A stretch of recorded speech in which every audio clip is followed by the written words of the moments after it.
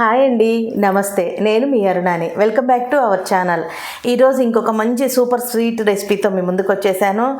Sweet తినాలి అనిపించినప్పుడు చిటికలో క్షణాల్లో చేసుకునే స్వీట్ రెసిపీ. పిల్లలు అలా ఆడుకోవడానికి వెళ్ళి వచ్చే లోపల స్వీట్ అనేది రెడీ చేయొచ్చు. మీకు కూడా తినాలనిపించినప్పుడు ఈ స్వీట్ రెసిపీని సింపుల్గా ప్రిపేర్ చేసుకోవచ్చు, తక్కువ ఇంగ్రీడియంట్స్తో. అది ఎలా ప్రిపేర్ చేసుకోవాలో చూపించేస్తాను. వీడియోని స్కిప్ చేయకుండా చూడండి. చూడబోయే ముందు ఒక లైక్ అయితే కొట్టడం మర్చిపోవద్దు. వచ్చేయండి. ఇప్పుడు నేను చేసే ఈ చక్కెర పొంగల్కి ఒక పావు కప్పు పెసరపప్పు తీసుకుంటున్నాను. క్వాంటిటీస్ అన్నీ నేను క్లియర్గా చెప్తాను, మీరు వీడియోని స్కిప్ చేయకుండా చూడండి. అప్పుడే ఈ చక్కెర పొంగల్ టేస్ట్ అనేది సూపర్గా ఉంటుంది. ఈ పెసరపప్పు అనేది 10 నిమిషాలు లో ఫ్లేమ్లో ఫ్రై చేసుకుంటే మంచి గోల్డెన్ కలర్ అయితే వచ్చేస్తాయి మనకి.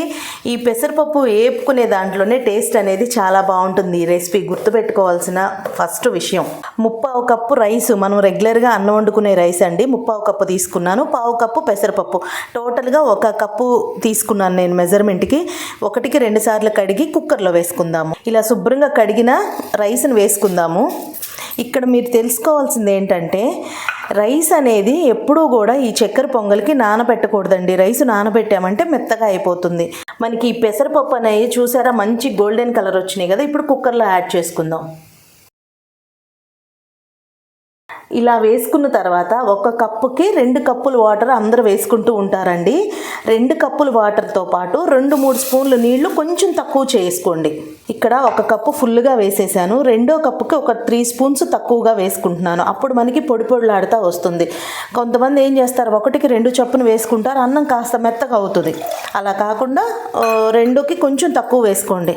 ఇప్పుడు ఒకసారి కలుపుకొని హై ఫ్లేమ్లో 2 విజిల్స్ పెట్టుకొని స్టవ్ ఆఫ్ చేసుకుందాము. స్టవ్ ఆన్ చేసుకుని ఒక కడాయి పెట్టుకొని ఒక 1/2 కప్పు బెల్లం వేసుకుందాము. 1/2 కప్పు పంచదార వేసుకుందాము.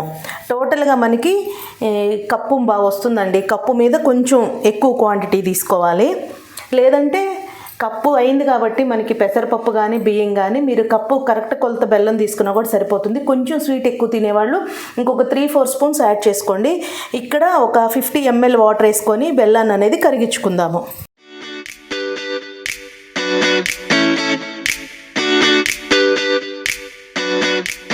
ఇక్కడ మనం ఒకసారి రైస్ అయితే చూద్దామండి. ఆవిరి అనేది పూర్తిగా పోయింది మనకి. రైస్ చూసారా మనకి సాఫ్ట్గా ఉడికింది, కానీ అట్లని మెత్తగా అయిపోలేదు. మనకి ఇలా ఉంటే సరిపోతుంది. మనకి రైస్లో తేమ కూడా లేదు కదా. మనకి ఇక్కడ బెల్లము పంచదార అనేది చక్కగా కరిగిపోయి లైట్ తీగ పాకంలాగా వస్తే సరిపోతుంది. అంటే తీగ పాకం అంటే మీకు మనం ఇలా 2 వేళ్ల మధ్య పెట్టుకొని ఇలా అన్నామంటే మనకి ఆ తీగ అనేది కట్ అవ్వకుండా ఉండాలి.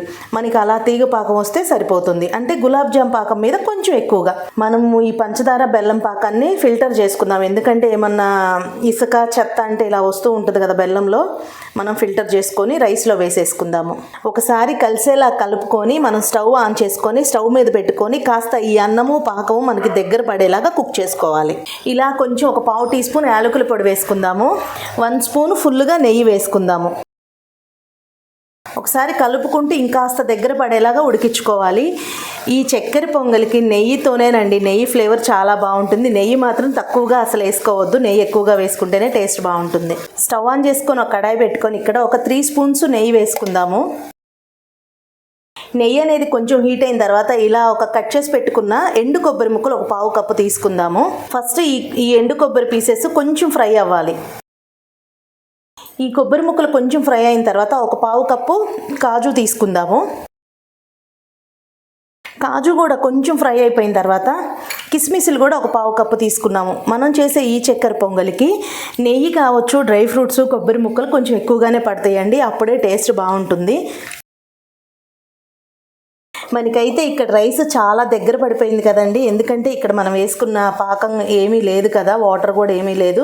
ఇప్పుడు ఇలా మనం ఫ్రై చేసి పెట్టుకున్న కొబ్బరి ముక్కలు, డ్రై ఫ్రూట్స్ని కూడా వేసుకొని ఒకసారి కలుపుకుందాము. ఇంతే అండి, చాలా సింపుల్గా. ఒకసారి కలుపుకొని సర్వింగ్ బౌల్లో తీసుకుందాము.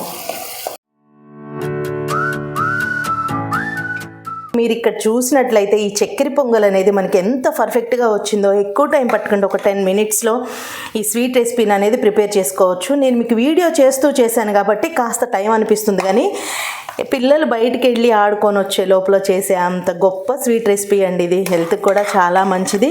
సింపుల్గా ఈ రెసిపీని చూపించేశాను కదా, టేస్ట్ చేద్దాం ఒకసారి.